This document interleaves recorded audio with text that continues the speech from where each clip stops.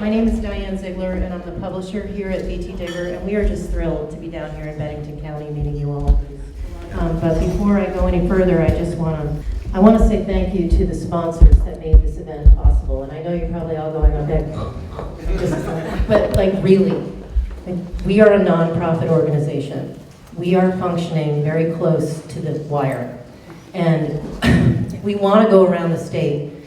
We want to convene these conversations and these social mixers because we're not just a journalism shop. We don't just like report the news. Our mission is to bring people together, to convene conversations and debate issues that are hard to talk about, but that are really important to the future of Vermont.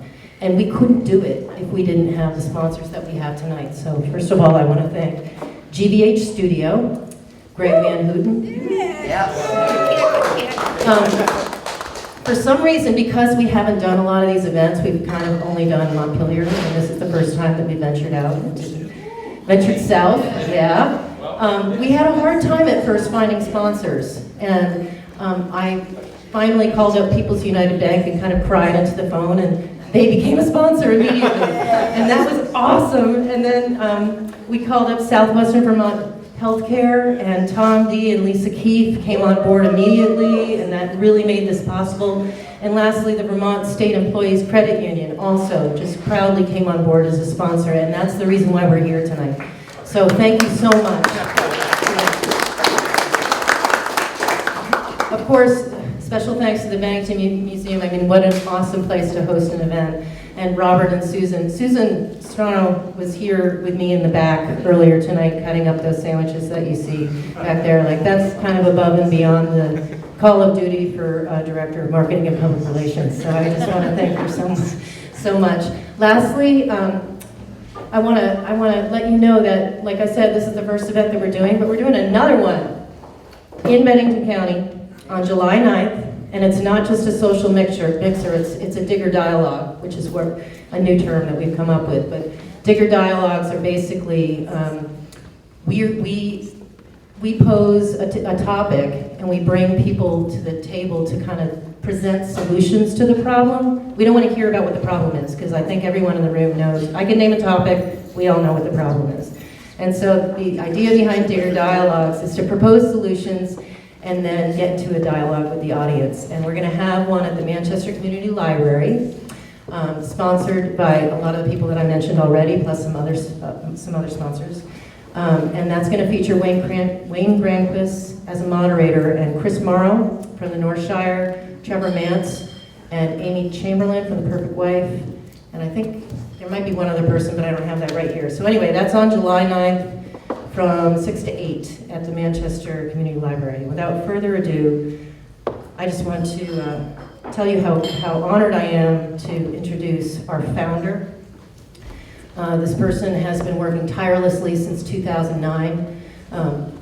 She saw not an opportunity, but a problem in Vermont, which is the decline of journalistic coverage, certainly about policy development issues. And that's really a function of just the internet and the changing media landscape we operate in. There's nowhere to point fingers. It's just the evolution of technology. And the question is, what do we do? And what do we do if we don't have that kind of coverage? Like, what role does journalism play in a democracy? It's pretty big, and we have a debt of gratitude to pay to our founder, Anne Elizabeth Galloway.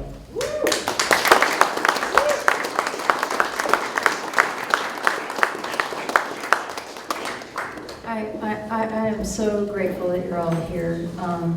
I can't tell you how honored I am that we have so many readers here in Bennington, and it just blows my mind to think that this idea I had back in 2009, and I first met Ann Manwaring in House Appropriations that year. That was my introduction to the legislature, and so I'll tell you a little story. So when I started Digger, I didn't know what we were going to cover exactly. I'd been on the desk at the Sunday Rutland Herald and the Times-Argus for about 10 years, and I loved the newspaper. I lived for it. That's all I wanted to do was journalism. And then I lost my job, and along with a lot of other people. And the day that I was fired, I thought, you know, nobody's figured this out. We don't know how to pay for journalism now in this country because Google and Facebook own all the ads on the internet, and they're selling, as Andrew McKeever put it, we're getting digital dimes for instead of dollars for advertising, and so the whole thing kind of has fallen apart. And I was trying to figure out how to move forward. All I knew was that there are holes in the media landscape. There were things that weren't being covered that I felt really needed to be covered, and the legislature was one of them. And so I showed up one day to cover what I thought was a really important issue, which I found out later, is pretty much ignored by every reporter in the universe, which is the Budget Adjustment Act. And I had chickens at the time. I lived out in the country in the Northeast Kingdom, and there was a big rainstorm the night before, and I went out to feed the chickens, and I fell in the mud, and I whacked my head on a rock. How I managed to do that, I'm a real klutz, okay?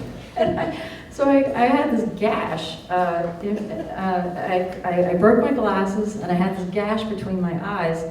And but I was supposed to go to House of Probst. There was a meeting, and I had to go to the hearing. So I just put a Band-Aid on, and I looked like absolute hell. And I had a video camera with me. I had a home video camera, and I videotaped Jim Reardon and Otto Troutz explaining budget adjustment. And it was a minor hit on YouTube. Just kidding. Otto Troutz every year, he gives a poem, like he usually recites a poem. It's usually something from Chaucer, or he sings a song. And this time he actually had it was a song about not throwing the baby out with the bathwater, because that was the year that there were a lot of rescissions and a lot of people lost their jobs, and so it was a very kind of tough time for the state. And anyway, that's when I met Anne. And she was very kind to me. I remember sitting in committee one day, and you're supposed to be quiet, and the chair of the committee said, does anybody have any questions? And I said, yeah, I do. And she said, I'm not asking you. If you've ever been in the legislature, the people who are in the room aren't supposed to ask any questions. You're just there to observe. So anyway, I did everything wrong. But I've learned a lot, and the thing about appropriations is that's where state government happens, in my view. It's like how we spend our money says a lot about who we are as a people. We have checkbook values, I believe. We put money into things that we believe in, and so I wanted to find out what our government believed in and what we believe in as a people. And what I discovered was that the lawmakers take this process incredibly seriously. Every commissioner and secretary comes through, and guess what? They have to justify their existence. They have to explain, and Alice was there too. They have to explain what they do, why they do it, why they want more money, why they have the positions they have, whether or not there are any problems. And this is how lawmakers hold our government accountable. This is part of that process, and I just thought that was so cool. This is government in action. And so I've been hooked on the legislature ever since. What I didn't know was that there were lots of readers who would get hooked on it too. Like, who knew that you guys would care about the very, the legislative process, which is incredibly iterative, and it's political, and it can be dramatic and exciting, but it's also ultimately about figuring out how we can live together as people. And Senator Sears is here, and he's been involved in all kinds of important judicial legislation. Alice Miller is here, and she's been involved in House of Probst for a very long time, and her specialty is she has a real interest in child care issues. And so it's an honor to report on people in the State House, and so at any rate, that's how we got started, with the coverage anyway. And that we're daily, right? We cover state government and business. Just to back up a little bit in case anybody doesn't know who we are. We now have 130,000 unique readers a month. When I started at the beginning of January 2010, we had 1,400 readers a month, so we've grown very quickly in just 5.5 years. And that wouldn't be possible without the work of our reporters. We went from just me in the State House to now we have 5 reporters in the State House. We have more reporters there than any other news outlet in the state. And that's because I believe that, the legislature is the 4-month window on state government. It's really our one opportunity as Vermonters to really see inside state government. And I want to cover everything that moves in that building, so that if you want to know about something, you want to support something, you want to oppose something, you know what's going on, so you can actually participate.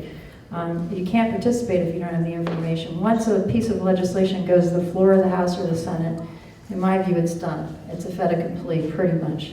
So if you want to have an impact, you have to react while something's in committee. And so that's why our people are in committee all the time, helping you figure out what's going on. But in the off season, people always ask me, well, what do you do in the off season? Gosh, there's just so much news. It just makes me itch to stand here and think about it. Every day, which is just like, people talk about the fire hose in your mouth, and the journalism, it really is like that, because, there's just so much going on. There's all the daily stuff that you hear about that people send you press releases for and things like that. And then we take tips. We have all these anonymous tips people give us. And my God, we get the most incredible tips. And people really want coverage of things that they're worried about. And, there's a saying, there's this long dead newspaper publisher, Lord Northcliffe, who is involved in the Sunday Times, and he said, news is what somebody somewhere wants to suppress, and the rest is advertising. And I took that to heart. That's really true. Well, and I'm blathering on and on. None of this would be possible, our ability to cover what we cover, without the support of our board. And Curtis Corn is here. She's the chair of the Vermont Journalism Trust. And the trust has been integral in the growth of our organization. And we wouldn't be able to be here tonight without the support of our business team. And I want to thank Diane Ziegler and Teresa Murray, who are here tonight. And they've raised the money for us to exist, and that's really hard work. And reporters need to eat, just like you guys do. And so without them, we wouldn't be able to pay our reporters. So I want to thank them, and I also want to thank our partners. We have Andrew McKeever here from the Manchester Journal, and you may know that VT Digger has a kind of AP style service. We distribute our news through the Bennington Banner and the Manchester Journal and the Brattleboro Reformer, and all about 14 news outlets around the state. And we've done this because AP has cut back on their service. They still offer service, and they still have a relationship with some of the same papers we do, but we wanted to make sure that people around the state have access in print to State House and state news. And so without further ado, Andrew McKeever is going to come up and say a few words. Thank you all so much for coming.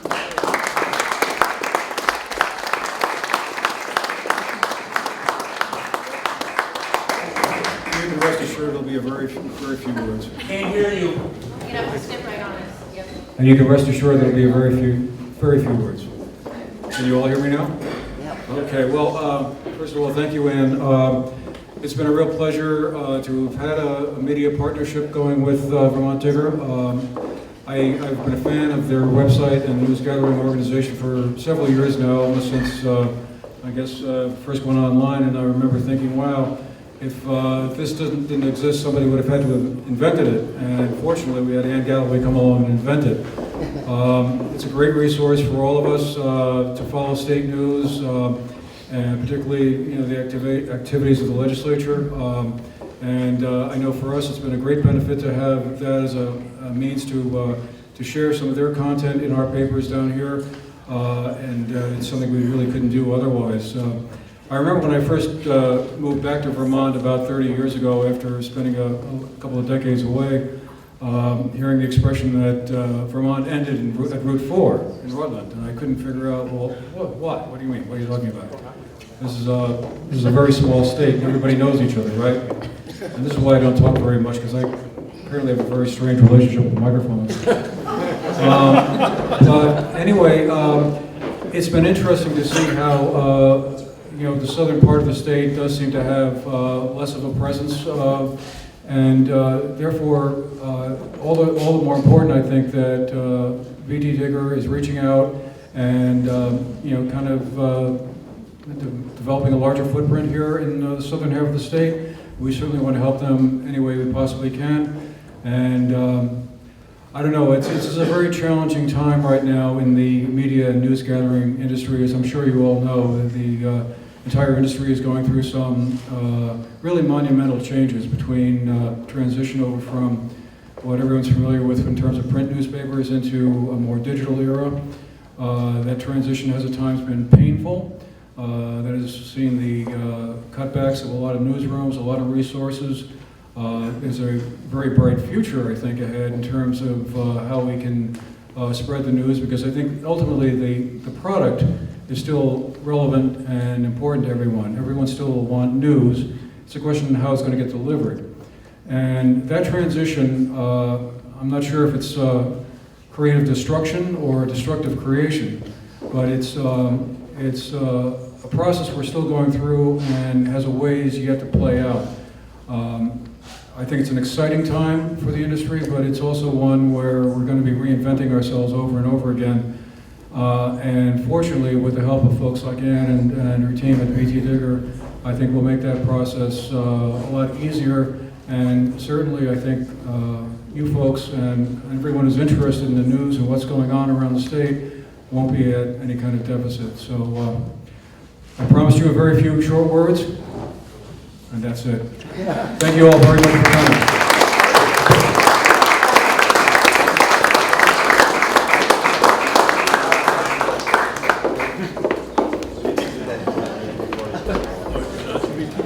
That's all for our talking. We're going to put Frank back on, and you can continue to mingle. And I just want to remind you, just to be completely shameless, that there is a donation bucket by the door.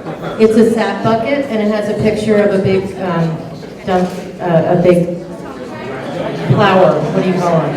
Anyway, you know, like supporting the digging. It's a metaphor. And so you can make a donation on your way out. Thank you so much. I'm going to put the music back on. Enjoy the cheese.